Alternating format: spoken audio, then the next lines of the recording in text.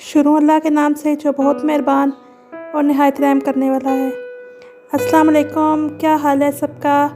امید کرتی ہوں سب بالکل ٹھیک ٹھاک ہوں گے، خیریت سے ہوں گے۔ میں بھی ٹھیک ہوں الحمدللہ۔ تو آج کا میرا ٹاپک ہے نماز کے بارے میں۔ چلیں شروع کرتے ہیں۔ سورہ ابراہیم میں اللہ تعالیٰ فرماتے ہیں کہ اے پیغمبر، میرے مومن بندوں سے کہہ دو کہ نماز پڑھا کریں۔ سورہ بقرہ میں اللہ تعالیٰ نے فرمایا، اور نماز پڑھا کرو اور زکوٰۃ دیا کرو اور اللہ کے آگے جھکنے والوں کے ساتھ جھکا کرو۔ سورہ بقرہ میں ایک اور جگہ اللہ تعالیٰ نے فرمایا، اے ایمان والو، صبر اور نماز سے مدد چاہو، بے شک اللہ تعالیٰ صابروں کے ساتھ ہے۔ اس آیت میں صبر اور نماز کا ذکر کیا جا رہا ہے۔ نماز، ذکر اللہ، صبر اور شکر پر ہی مسلمان کی زندگی کامل ہوتی ہے۔ اس آیت میں فرمایا گیا کہ صبر اور نماز سے مدد مانگو۔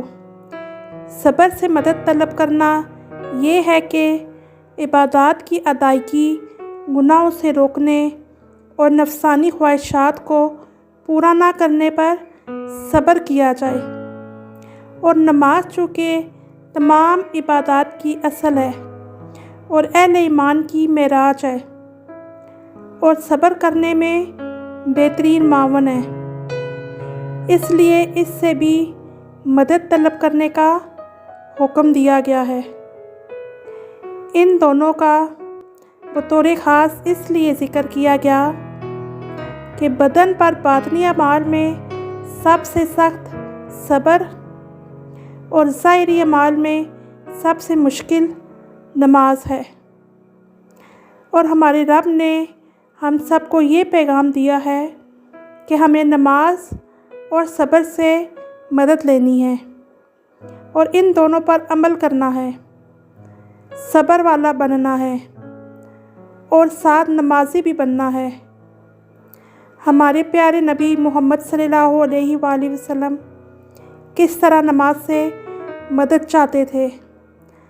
حضرت حذیفہ رضی اللہ تعالیٰ عنہ فرماتے ہیں کہ نبی کریم صلی اللہ علیہ وآلہ وسلم کو جب بھی کوئی سخت مہم پیش آتی تو آپ صلی اللہ علیہ وآلہ وسلم نماز میں مشغول ہو جاتے تھے۔ کئی احادیث سے یہ مفہوم بھی ملتا ہے کہ مشکل وقت ہوتا، قحط کا وقت ہوتا یا بارش کی ضرورت ہوتی تو آپ صلی اللہ علیہ وآلہ وسلم نماز ادا فرماتے۔ یہ تو نفل نمازیں تھیں، کیا ہم فرض نماز ادا کرتے ہیں؟ کیا ہماری نمازوں میں پابندی ہے؟ کیا ہم نماز سے محبت کرتے ہیں؟ جب آپ پر خوف طاری ہو، غم گھیر لے، تفکرات محاصرہ کر لیں تو فوراً نماز کی طرف لپکیے۔ روح سرشار ہو جائے گی، دل کو اطمینان حاصل ہوگا۔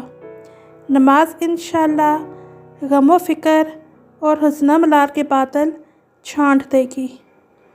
میں نے بہت سے لوگوں کے حالات پڑھے ہیں، جب بھی کوئی پریشانی انہیں پیش آتی یا آفتیں پڑتی تو وہ نماز کی طرف دوڑتے۔ نماز سے ان کی قوت لوٹ آتی، ارادے اور ہمت میں تازگی آ جاتی۔ صلاۃ خوف کا فلسفہ یہی ہے کہ جب دلوں پر خوف طاری ہوتا ہے، جانیں تلوار کی دہار پر رکھی ہوتی ہیں، تو ایسے میں دل کو جمانے اور ڈھارس بندھانے والی سب سے بڑی چیز نماز ہے۔ آج نفسیاتی الجھنوں کا شکار نسل کو مسجد سے واقف ہونے کی ضرورت ہے، اور الجھنوں سے نجات کے لیے اور خوشنودی رب کے لیے نماز پڑھنے کی ضرورت ہے، ورنہ آنسو آنکھوں کو جلا دیں گے اور حزن و ملال اعصاب کو توڑ دیں گے۔ نماز کے علاوہ کوئی اور چیز نہیں جو انہیں ان مسائل سے نجات دلا سکے۔ اگر ہم عقل سے سوچیں تو پتہ چلے کہ دن رات میں 5 وقت کی نمازیں بہت بڑی نعمت ہیں، یہ گناہوں کا کفارہ ہیں۔ اللہ کے ہاں درجات بلند کرنے کا ذریعہ ہیں، آلام و مشکلات کو کم کرنے کا سبب ہیں۔ یہ ہمارے امراض کی کامیاب دعا ہے، ضمیر کو یقین عطا کرتی ہے اور قلوب کو اطمینان سے بھرتی ہے۔ جو لوگ مسجد سے دور بھاگتے ہیں، نمازیں چھوڑتے ہیں، تو ان کی آفتیں کم نہیں ہوتی، کبھی ایک بدبختی کبھی دوسری، ایک مسئلہ ختم نہیں ہوا کہ دوسرا سر پر کھڑا، یعنی کہ پریشانیوں کے گھیرے میں رہتے ہیں۔ ہمیں اپنی نمازوں کی فکر کرنی چاہیے اور نماز کو ہر ضروری کام پر ترجیح دینا چاہیے، چاہے جتنا ہی کوئی ضروری کام کیوں نہ ہو، اس کے لیے نماز کو کبھی بھی نہ چھوڑیں۔ اللہ تعالیٰ ہم سب کو 5 وقت نماز کا عادی بنائے اور اپنی نمازیں پابندی سے ادا کرنے کی توفیق عطا فرمائے، آمین ثم آمین۔ امید کرتی ہوں آپ کو آج کا میرا ٹاپک بہت اچھا لگا ہوگا۔ اپنا بہت سا خیال رکھیں، دعاؤں میں یاد رکھیں۔ انشاءاللہ ایک نئی ویڈیو کے ساتھ پھر آؤں گی، تب تک کے لیے اللہ حافظ۔